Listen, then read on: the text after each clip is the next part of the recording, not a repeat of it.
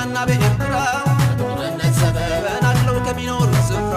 ዛሬ ሲፋቸው ተገናኝተው በሰላም ይኖሩ ለምን ተብሎ ቤተሰቦች ተበታትነው ቀሩ።